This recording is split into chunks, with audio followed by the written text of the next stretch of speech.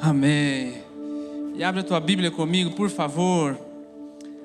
Lá na carta de Tiago, no primeiro capítulo, lá no Novo Testamento, mais lá para o finalzinho, tem Hebreus que é grande, Tiago é pequenininho, talvez você demore a achar ali, mas está lá no finalzinho da Bíblia, no capítulo 1. Quero começar com esse verso aqui, mas de fato eu gostaria de falar sobre o princípio de todas as coisas. A palavra hoje é: por que Deus nos testa? E é uma pergunta assim, não é difícil de responder, mas ela não é tão simples de ser respondida. Por isso eu vou dividir ela em duas partes. Na semana que vem eu quero terminar contigo essa palavra. Por que Deus nos testa? Aonde isso começou, se de fato Ele nos testa. Mas antes de nós entrarmos definitivamente no tema, quero olhar para esse verso que nos remete à razão de todas as coisas e qual é o motivo e como é que eu devo encarar esse tipo de situação. Então, Tiago no capítulo 1, minha versão aqui é a Nova Versão Internacional, talvez seja um pouquinho diferente da tua, diz assim, verso 2 em diante: meus irmãos, considerem motivo de grande alegria o fato de passarem por diversas provações, pois vocês sabem que a prova da sua fé produz perseverança. E a perseverança deve ter ação completa, a fim de que vocês sejam maduros e íntegros, sem lhes faltar coisa alguma. Vamos ler de novo? Eu sublinhei algumas palavras-chave aqui que eu considerei, circulei.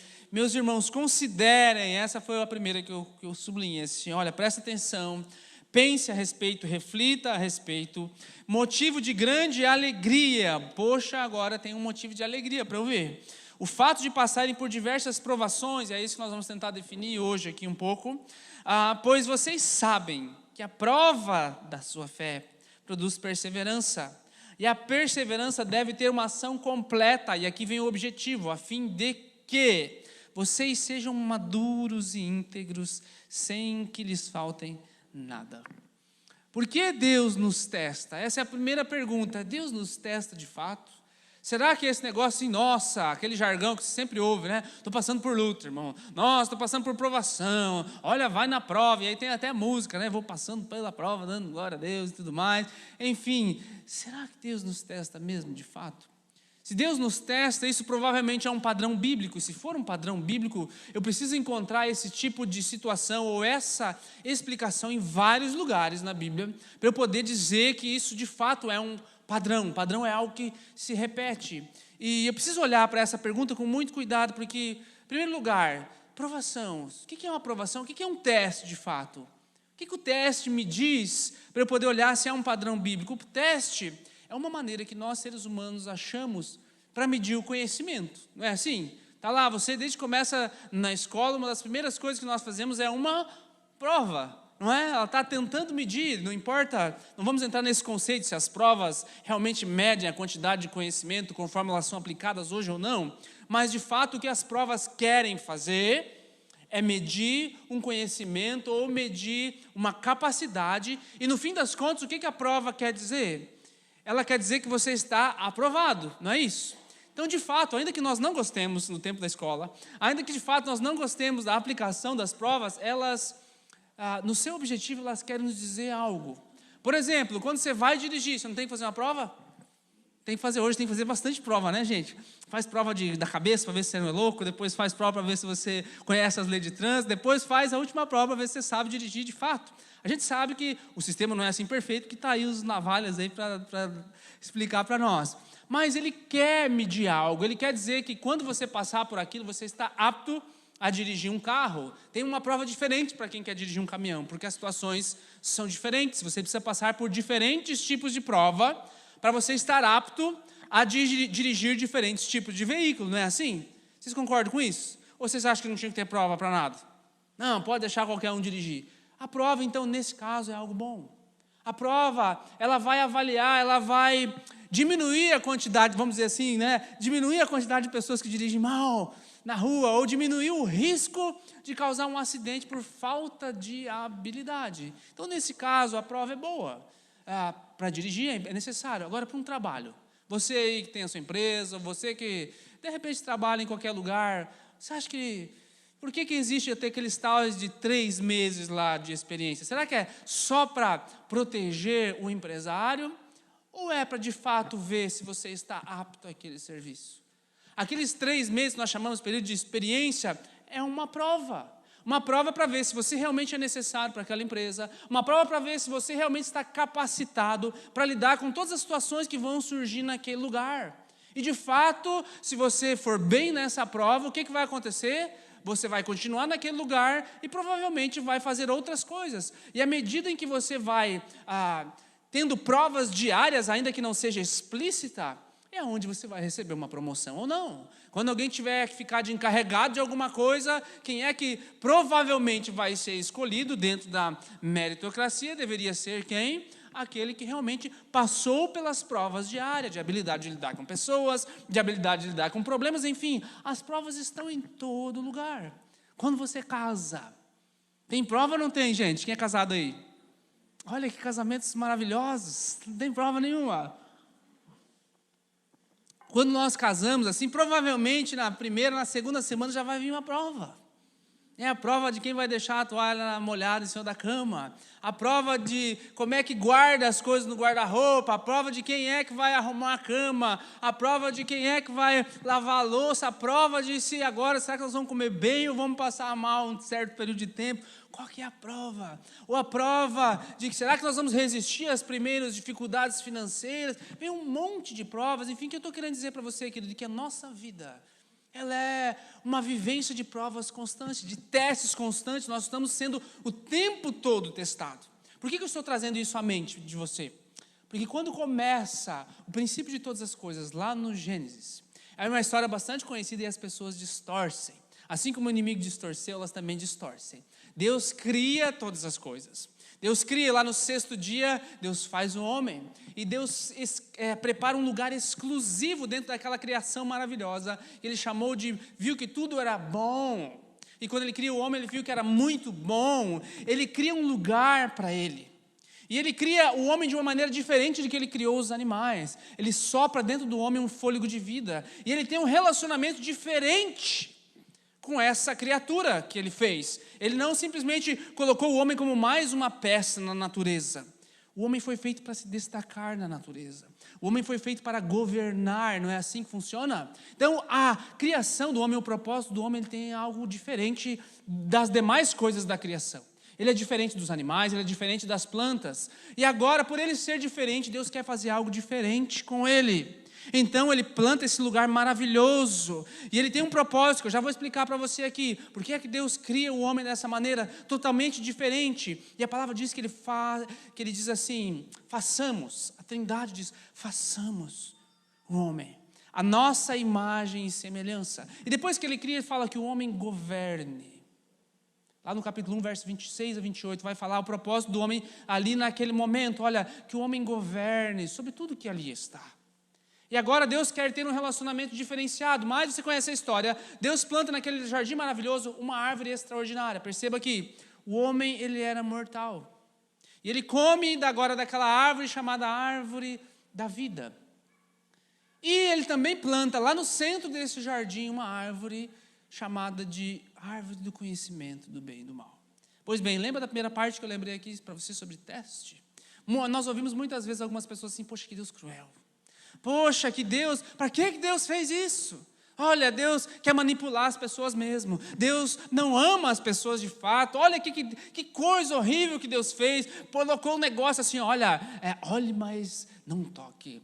Toque, mas não coma. Morda, mas não engula. Olha como Deus fica manipulando e colocando tentações para as pessoas para ver se eles vão pecar ou não. Olha como Deus se delicia em ver as pessoas sofrendo. Se você tem uma mentalidade consumista, simplória, que realmente não entende o propósito pelo qual o homem foi criado, esse é um pensamento comum. Esse é um pensamento que às vezes não vai ter nenhuma resposta de nós como cristãos. Mas agora, quando eu olho para a vida e vejo como ela de fato é, e olho que nós somos cercados de testes o tempo todo, e os testes não são uma tortura para nós, mas são coisas feitas para que nós sejamos protegidos de aquele que não vá pegar um carro para dirigir sem estar devidamente autorizado, protegidos de pessoas que estarão trabalhando conosco com a devida capacidade, protegidos dentro de um relacionamento que eu sei que é uma parceria, por exemplo, que é o casamento, que não basta só a minha parte ceder, precisa haver uma aliança. Enfim, todos esses testes são colocados para nós como sistema de proteção e como sistema de valorização. Certo? Agora eu olho lá para o Éden, querido, aí vai depender do propósito. Existe uma diferença entre um teste e uma armadilha. Um teste, geralmente, ele gera uma oportunidade. Um teste, quando você vai passar, ele vai ter uma oportunidade de você dirigir um carro, de você conseguir um emprego, de você dar um novo passo em direção ao teu relacionamento conjugal, ou qualquer outra área que você queira colocar, enfim. Nós passamos por teste o tempo todo. Isso aqui é um teste simples de integridade, é quando você recebe o troco no mercado ou em qualquer outro lugar errado. Esse é um teste simples de integridade. Você olha e você percebe que veio a mais. Se for a menos, evidentemente, você vai, epa, me dá aí meu dinheiro. Mas se for a mais, é um simples teste de integridade. Você está sendo testado naquele momento, para ver se você é íntegro ou não. Um outro teste, você sabe que aquele irmão está em dificuldade financeira e por alguma razão ele tinha um terreno ou um carro que valia 10 e agora ele está vendendo por 2 porque ele está desesperado. E você tem plenas condições de pagar 10. Esse é um teste simples de integridade. O que você vai fazer? Você vai usufruir do momento sabendo e conhecendo que aquela pessoa está em dificuldade e simplesmente andar segundo a mentalidade do mundo. É normal, é o mundo dos negócios, mas você sabe que aquilo ali não é justo. É uma oportunidade, mas por que você não pega por 8, você tem que pegar por 2? Se você tem condições. É um simples teste que acontece o tempo todo, querido. Ser testado é parte natural do ser humano, portanto, não é surpresa que Deus testar as pessoas seja um padrão bíblico. A grande diferença aqui é por que é que Deus testa. A grande diferença é como Deus testa e como Satanás usa essas provas, ou como Satanás planta sobre nós armadilhas. E a pergunta é, você está sendo testado, você está tendo uma oportunidade, ou você está enfrentando uma armadilha? Você está debaixo de uma tentação que, olha, como é que funcionou o primeiro teste? Por que é que Deus faz isso de fato? Meu amado, quando Deus testa, Deus deixa claro como as coisas são. Isso é importante você entender, porque quando Deus fala assim, olha, aqui existe uma árvore, Ele é claro a respeito das coisas. Essa árvore é a árvore de conhecimento do bem e do mal. Não coma desse fruto, porque no dia em que você comer, você vai morrer. Qual é a diferença desse teste? Ele está falando assim, olha, é isso aqui. Vai acontecer isso. Eu não estou plantando uma armadilha. Eu não estou colocando assim, olha, vem aqui, quero ver se você aguenta. Vou pôr esse fruto, ele é muito bonito, ele é muito suculento, quero ver se você aguenta mesmo. Não é essa a intenção de Deus. Para que Deus plantou o homem na terra? Para que o homem governasse. Como Deus fez o homem diferente de tudo? Ele fez a imagem e semelhança, para que o homem fosse co-governante com ele. Deus convida o homem para ser co-criador com ele. Deus convida o homem, não convida nenhum outro animal, não convida nenhuma outra parte da criatura, nem anjos. Deus convida o homem para governar junto com ele. Então agora, se eu estou te dando essa missão, olha que missão extraordinária, não dei para ninguém. É claro que você precisa de um teste. É claro que você precisa ser avaliado. Eu quero te convidar a trabalhar comigo. Você vai chamar qualquer um para trabalhar com você? Ou você vai ver se essa pessoa tem aptidão para trabalhar com aquilo? Você vai montar um negócio que você sonhou a tua vida inteira e vai pôr qualquer pessoa ali?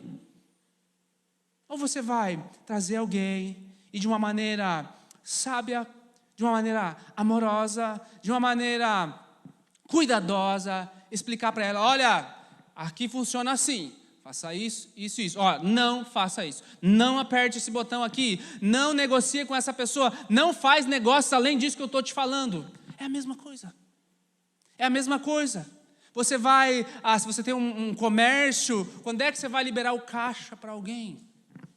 Hoje já está tudo no computador, já quase não sai mais nada. Mas antigamente, você lembra do caderninho?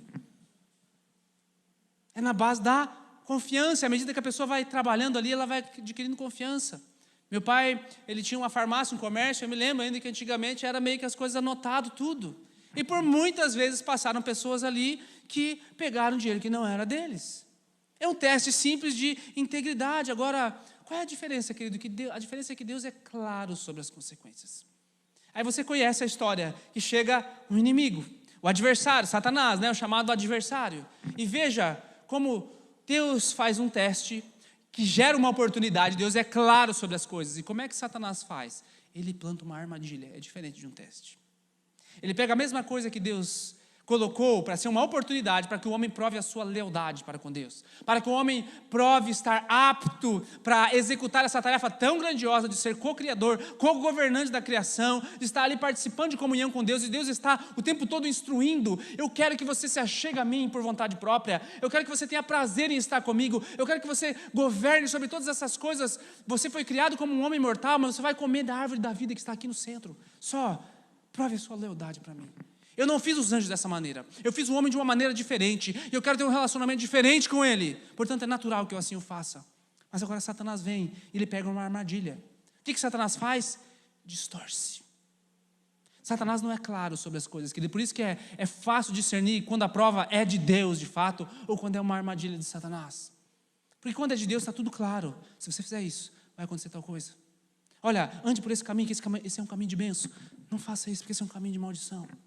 Agora, quando Satanás vem, ele fala assim, é assim que Deus disse, como se ele estivesse perguntando sem saber. E ele distorce a palavra. Ele fala assim, Deus falou que não era para comer de nenhuma árvore. Quando ele tem a conversa com Eva, e Eva fala assim, não é bem assim, Deus falou que não podia comer só dessa. Enfim, a cena do Jardim do Éden é uma escolha. Que escolha, querido? Entre o meu próprio caminho, eu vou viver do jeito que eu acho que é certo, eu quero ser o conhecedor do bem e do mal, ou vou viver uma vida abundante debaixo da autoridade de Deus. É uma escolha. O que é a árvore do conhecimento do mal? É o conhecimento da moral. É a capacidade de decidir fazer o certo ou o errado. E Deus deu isso para o homem. Deus deu isso para o homem apenas, para nenhuma outra criatura que havia sido gerada ou criada, seja no momento da criação ou antes dela.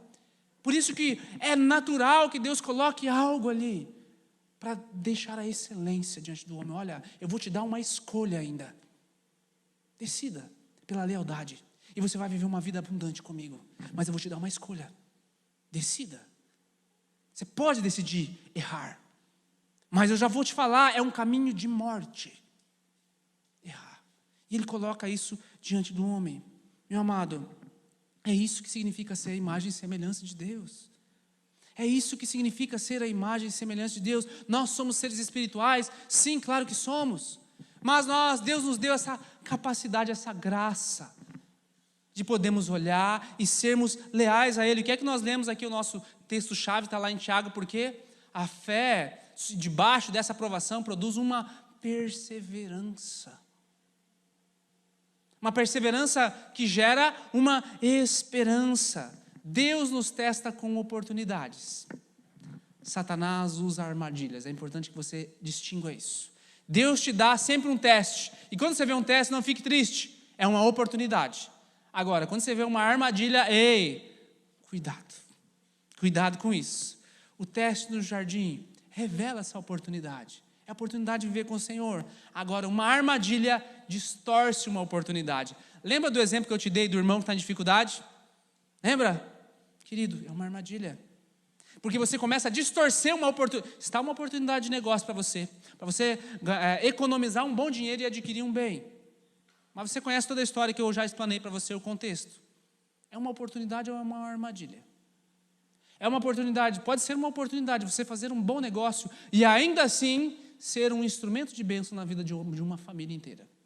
Ou pode ser uma armadilha de você apenas fazer um bom negócio e se tornar um coração egoísta, amargo, rancoroso, consumista, que tem um interesse unicamente próprio em se beneficiar, não importa as outras pessoas. Você entende a diferença? E você pode colocar no teu coração, não, mas é uma oportunidade, porque eu estava clamando a Deus por esse terreno, eu estava clamando a Deus para poder trocar de carro, e agora olha a oportunidade que surgiu diante de mim. Ei, isso é uma armadilha, porque Satanás distorce as situações, ele distorce a verdade para que você entenda, não, esse fruto é bom mesmo, ele é bom aos olhos, quer saber se eu comer? Não, eu vou ser igual a Deus, vai ser bênção. Amado, o tempo todo nós estamos sendo testados, como eu falei para você, seja em alguém te deu um troco errado, ninguém está vendo, ou seja um negócio como esse que eu acabei de falar para você, que também poucas pessoas estarão vendo. A árvore que está lá no centro do jardim, ela concede vida eterna. O homem foi criado mortal. Olha o que diz, se você puder olhar lá em... não nem precisa, vou pôr na tela ali. Esqueci de te dar, André, tem um pendrive ali. O Senhor Deus, verso 9 do capítulo 2 de Gênesis, diz assim, o Senhor Deus fez nascer então do solo todo tipo de árvores agradáveis aos olhos e boas para alimento. E no meio do jardim estavam a árvore da vida e a árvore do conhecimento do bem e do mal. Então está lá no meio do jardim. Capítulo 3, verso 22, diz assim, então disse o Senhor, agora o homem se tornou como um de nós, conhecendo o bem e o mal. Não se deve, pois, permitir que ele também tome do fruto da árvore da vida, coma e viva para sempre. O que isso significa? Que o homem foi criado mortal. E ao ele comer da árvore da vida, ele ficava imortal o tempo todo. Então, o que Deus deu para o homem? Olha a dádiva que Deus deu para o homem, a capacidade de se autorregenerar. Não sei como é que funcionava esse negócio do fruto da vida, né? Se começava a sair umas rugas lá em Adão e Eva, olhava no espelho, já comia uma mordida e saía. Não sei como é que funcionava. Mas o fato é que Deus fala assim, vamos ter que tirar ele daqui, porque se ele continuar comendo dessa árvore que eu plantei para ele, que é o meu desejo que ele fosse eterno assim como eu, que é o meu desejo que ele estivesse diante de mim o tempo todo, eu plantei essa árvore para ele escolher a vida. Você percebe que as árvores estão próximas umas das outras e Deus fala assim, escolhe a vida. Se você comer daqui, sai vida daqui. Se você permanecer comigo, é bênção. Deus foi claro, Deus não foi cruel, Deus não plantou uma armadilha. Deus foi claro e falou assim, eu quero que você escolha. Eu estou te dando uma oportunidade de você por conta própria vir até mim. De você me aguardar no fim da tarde, como o Senhor chegava. Adão, onde tu estás? E você conhece a história, querido? Esse chamado de governar e administrar a criação, ele não é um chamado qualquer, ele requer sabedoria. E agora Deus quer que o homem escolha qual sabedoria você vai viver. Nós vamos voltar nesse pedaço aqui na semana que vem. Por qual sabedoria você vai agir? Pela sabedoria que eu te dou, ou pela sabedoria que você acha que você quer? Você por si próprio. A árvore do bem e do mal representa uma escolha. Não é a escolha em si que torna esse teste importante, mas é o resultado dela. Porque Deus falou assim, olha, você vai morrer. E em que sabedoria você vai confiar daqui por diante? Eu criei tudo isso. Como é que você quer viver? Eu vou te dar a explicação já por que o mundo está como está. Eu estou te dando a oportunidade de escolher. Escolhe a minha sabedoria. Escolhe esse fruto é vida.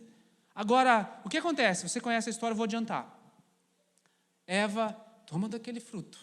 E agora, aquele que foi criado para viver a vida abundante, aquele que foi criado para viver, para escolher a vida e ser imortal o tempo todo, ele mesmo se torna uma árvore de teste agora.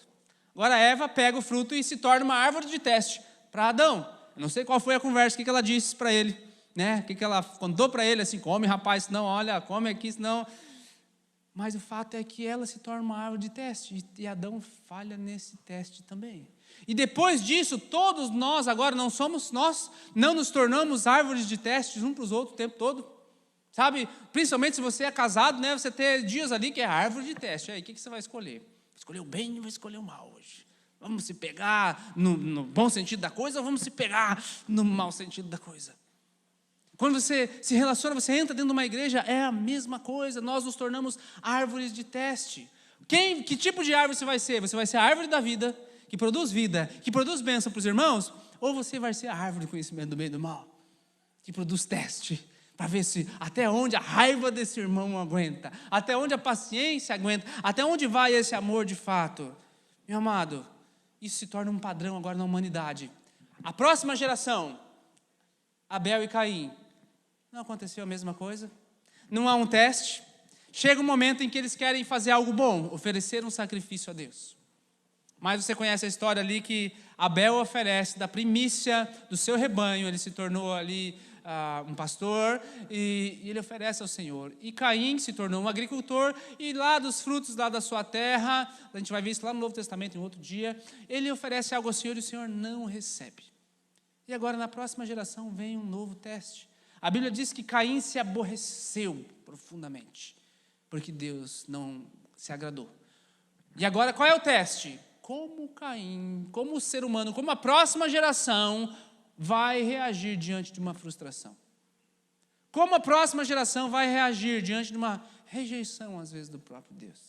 Ela vai continuar agindo pela própria sabedoria? Agora, querido, perceba como Deus trata com Caim. Está lá no capítulo 4, no versos 6 e 7. Adianta lá, Fagner, por favor. O Senhor disse a Caim, depois que ele rejeitou a oferta de Caim: por que você está furioso? Olha como Deus trata, querido. Por que se transtornou o seu rosto? Se você o fizer bem, ou fizer o bem, não vai ser aceito. Mas se não o fizer, saiba que o pecado o ameaça à porta. Ele deseja conquistá-lo, mas você deve dominá-lo. Meu amado, Caim fica zangado, porque Deus não ouviu ele. Mas agora percebe como Deus chega para Caim? Como um pai amoroso. Por que você está assim? Se você fizer o que é certo, tipo assim, escolha, se você comer da árvore da vida, vai ser bênção. Ele propõe a mesma coisa que ele propôs para os pais dele. A mesma oportunidade para a geração seguinte. A mesma coisa. Escolhe o bem. Se você fizer o bem, não vai dar tudo certo. Alguma coisa ele fez que Deus não recebeu. E Deus fala assim como um pai amoroso: não fica zangado. Olha, mas se você escolher ficar zangado, o pecado está aí na tua porta. E o que é que Deus fala para ele? Cabe a você dominá-lo. Deus propõe a mesma escolha. Deus ainda quer que o homem expresse lealdade. Deus ainda quer que o homem coma do fruto da vida. Deus não abandonou o mundo, meu amado, quando o pecado chegou lá. Deus não largou. Deus continua dando oportunidades. O problema é que Satanás continua gerando armadilhas. Mas o problema não está em Satanás. O problema está em o que eu vou escolher. Deus fala para Caim, claro, Deus é claro com Caim. Você tem uma escolha para fazer entre o certo e o errado. Ele tem a chance de fazer a escolha que os seus pais não fizeram. Mas você e eu sabemos que o pecado destrói, não destrói? Ele deixou a raiva consumir ele, e um dia, por uma certa discussão, provavelmente foi por causa de uma coisa banal, ele deixa aquela fúria tomar conta dele, ele deixou o pecado dominar ele, e o resultado é que ele foi banido daquele lugar. Para longe, errante. Mesmo assim, Deus não abandonou Caim. Não é a história hoje, mas mesmo assim Deus teve compaixão dele. O fato é que, meu amado, esse mesmo pecado está diante de nós. E esse mesmo pecado destrói. E se nós deixarmos ele dominar a nossa vida, nós vamos ser como Caim, vamos ir para longe, longe, longe de Deus. E aí vão vir armadilhas atrás de armadilhas, e nós vamos caindo, até o ponto de estarmos tão distantes que não sabemos mais como voltar. E tudo isso porque nós escolhemos a nossa própria sabedoria. Esse é o ponto-chave de todas as coisas. Todos os humanos passarão pelo mesmo teste. Essa é a grande pergunta. Todos os humanos passarão pelo mesmo teste? Sim. Todos nós passaremos o tempo todo por esse mesmo teste. Você lembra de Abraão? Quantos lembram? Deus é chamado, Deus chama ele. Olha, você vai ser o pai de uma grande nação. Você já é idoso, você não tem nenhum filho. E Deus faz um teste com ele, faz vários. Ele falha em alguns, mas tem naquele principal, graças que ele passou a oferecer o seu próprio filho. Deus falou assim, ok, eu só quero a lealdade. Eu quero construir uma grande nação diante de você, mas eu quero a tua lealdade. E depois, como é que nós conhecemos hoje Abraão como o pai da... Por que ele foi o pai da fé? Porque ele passou no teste. Você entende que o teste não é para Deus te judiar? Você entende que o teste não é para Deus ficar manipulando as coisas, mas é para que Ele prove a tua excelência, para que você seja, como nós vimos aqui no texto, maduro, que não tenha falta de coisa alguma. Você já pensou ter essa sensação dentro de você? Não me falta coisa alguma. É isso, esse é o contexto do Salmo, meu amado. Salmo 23, todo mundo conhece. O Senhor é meu pastor e nada me faltará. É isso. não é nada físico, é nada de nada. De nada terei falta, é a tradução literal do Salmo 23. De nada eu sentirei falta, principalmente do quê? Da presença do Pai. Porque do contrário, não adianta querer invocar o Salmo 23, se não servir ao Senhor, você vai ter falta de algo. Você pode invocar o Salmo 23 numa situação financeira e querendo colocar aquilo ali na prosperidade, mas não é sobre isso que ele está falando apenas. Ele está dizendo assim, por mais que você tenha tudo isso, se você não tiver o Senhor, você vai ter falta de alguma coisa. Algo dentro de você sempre vai clamar por alguma coisa a mais. Está lá o homem mais rico do mundo dizendo para nós o tempo todo que debaixo do céu não tem nada de novo, de que no fim das contas tudo é vaidade. Aquele que teve 1000 mulheres, aquele que teve as minas espalhadas por aí, escondidas, aquele que teve a prova de todas as coisas, ele diz assim, debaixo do céu não tem nenhuma novidade, tudo é vaidade. O que é que precisa de fato para o homem se sentir completo? Voltar para o seu propósito. Coma da árvore da vida. Comer da árvore da vida é escolher estar debaixo do Senhor, é uma escolha que depende de nós. Nós vamos deixar o pecado nos governar ou vamos andar agora em parceria com Deus, assim como foi no princípio. Essa é a proposta do Senhor. Agora, por que o mundo está como está? Por que o mundo está como está? Não vai estar na tela ali, eu quero te convidar a olhar lá para o primeiro capítulo de Romanos. Volta algumas páginas aí. Depois de tudo que eu te falei, olha agora. Perceba aonde começou. Qual era a escolha que o homem tinha que ter? E o que Deus falou que ia acontecer se ele escolhesse andar pela sua própria sabedoria e rejeitasse o Senhor? Capítulo 1 de Romanos. Não vai estar na tela para você acompanhar. E se você estiver em casa, anote, guarde, medite sobre isso nessa semana.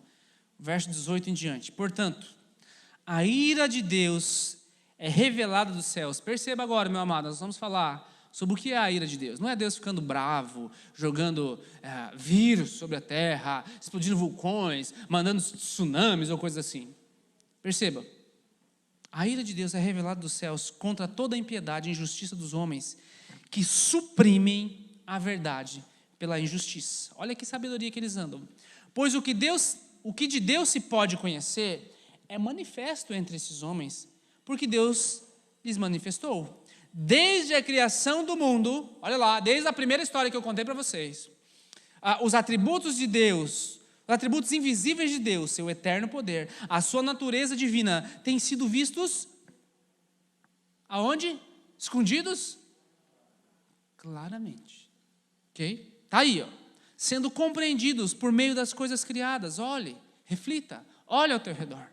De forma que tais homens são indesculpáveis, porque olha aqui, tendo conhecido a Deus, através dessas coisas, não glorificaram a Deus, não glorificaram como Deus, nem lhe renderam graças, mas os seus pensamentos, as suas escolhas se tornaram fúteis e o seu coração insensato obscureceu-se. E olha o que eles dizem, dizendo-se sábios, com filosofias, com modernidades, com tecnologias, com tudo, dizendo-se sábios, tornaram-se loucos e trocaram, escolheram outra árvore, trocaram a glória do Deus imortal por imagens feitas segundo a semelhança do homem mortal, bem como de pássaros, quadrúpedes e répteis. E por que eles escolheram isso? Porque eles, uma vez tendo conhecimento de Deus, escolheram isso. Olha o que acontece. Deus os entregou à impureza sexual, segundo os desejos pecaminosos do seu coração, para a degradação do seu corpo entre si. Trocaram a verdade de Deus pela mentira. Adoraram e serviram a coisas e seres criados em lugar do Criador, que é bendito para sempre. E por causa disso, olha a ira de Deus. Deus os entregou às paixões vergonhosas. Até as suas mulheres trocaram suas relações sexuais naturais por outras, contrárias à natureza. Da mesma forma, os homens abandonaram as relações naturais com as mulheres e se inflamaram de paixão uns pelos outros. Começaram a cometer atos indecentes, homens com homens, e receberam em si mesmo o castigo merecido pela sua perversão. Além do mais, visto que, aqui a chave, desprezaram o conhecimento de Deus, Ele os entregou a uma disposição mental reprovável para praticarem o que não deviam, tornaram-se cheios de toda sorte de injustiça, maldade, ganância e depravação, estão cheios de inveja, homicídios, rivalidades, engano e malícia, são bisbilhoteiros, arrogantes, presunçosos, inventam maneiras de praticar o mal, desobedecem os seus pais, são insensatos, desleais, sem amor pela família, implacáveis, e embora conheçam o justo decreto de Deus, de que as pessoas que praticam tais coisas merecem a morte, não somente continuam a praticá-las, mas também aprovam aqueles que as praticam. Dei para você uma descrição do mundo ou não? Por que é que o mundo está como está? Não é porque Deus o abandonou. É porque Deus deixou claro que se você andar pela tua própria sabedoria, se você andar pelo teu próprio caminho, esse é o destino. Então, meu amado, fique tranquilo, porque agora vem a boa notícia. Essa é porque o mundo está como está.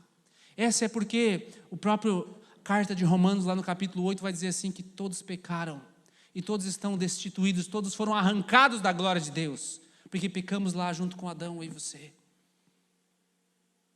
Mas aí vem a boa notícia. O próprio Deus se tornou humano para passar pelo mesmo teste. O próprio Deus. Você não vai encontrar isso em nenhuma outra religião do mundo. O Deus deles se tornando ser humano comum, mortal, passando pelas mesmas coisas. Está lá, Hebreus 4,15, põe para mim na tela lá. Pois não temos um sumo sacerdote que não possa se compadecer das nossas fraquezas, mas sim alguém que, como nós, passou por todo tipo de tentação, mas sem pecado. Meu amado, Deus te ama tanto, tanto, tanto, tanto, ao ponto de Ele, Deus, se tornar homem e passar pelas mesmas coisas. É por isso que Ele te quer perto. É por isso que Ele quer que você volte ao teu propósito original de ser co-governante com Deus. É co-participante. Você lembra dessa nomenclatura no Novo Testamento? Deus nos chamou de nós vimos isso na nossa série de 1 Pedro, co-herdeiros. Co-participantes das mesmas promessas de Jesus, não é isso que diz lá em 1 Pedro? Você lembra? O que Deus está querendo fazer assim? Ei, eu quero te restaurar. Eu quero te colocar no lugar que te é devido. Esse é o teu propósito maior. Eu quero te chamar para esse lugar, porque se você não for para esse lugar, tudo isso que eu descrevi aqui no primeiro capítulo de Romanos, é o destino de todas as pessoas. Essa é a realidade de todas as pessoas que não estiverem, mas não é isso que eu quero para você. Sabe, eu vim aqui para que você escolhesse a minha sabedoria. E agora, qual é a prova, querido, quando você recebe a Jesus? É o nosso texto lá de Tiago. Ei, tenha motivo de grande alegria quando você passar por uma prova.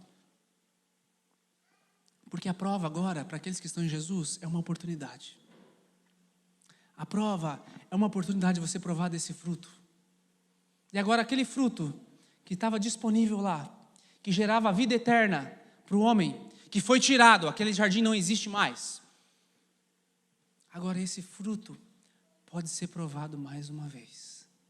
Aqui ainda. Uma degustação desse fruto. Aqueles que recebem pela fé, a esses deu-lhes o poder de serem feitos filhos de Deus.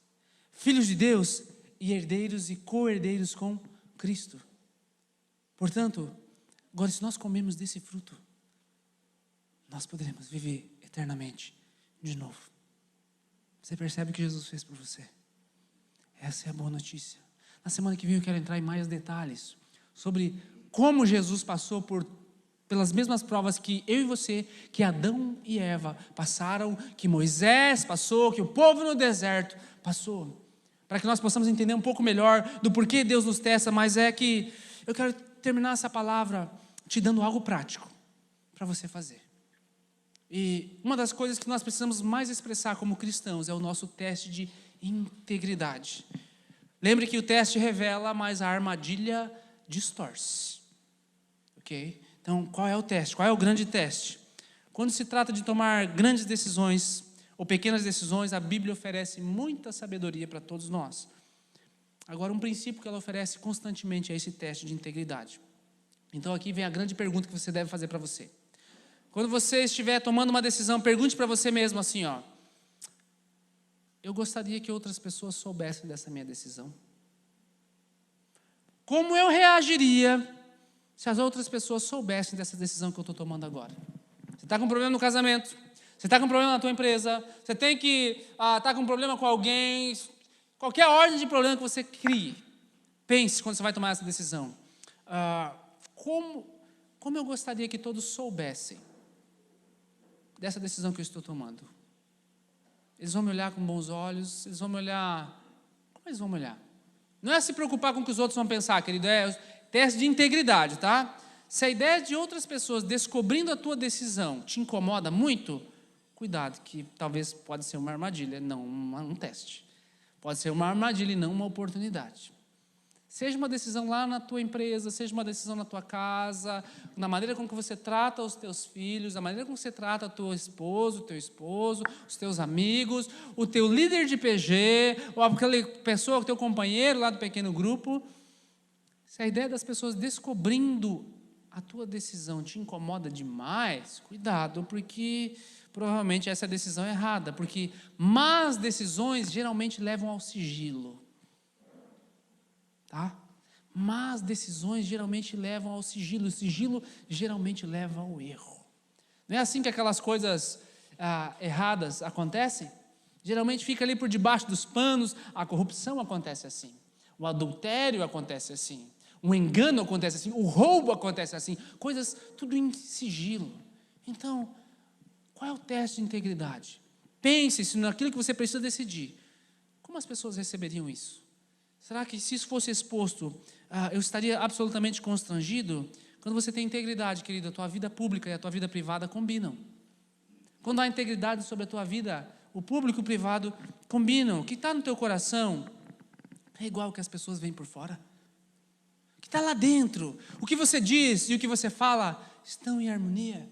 Esse é o grande teste. Quero te convidar a ficar de pé um instante.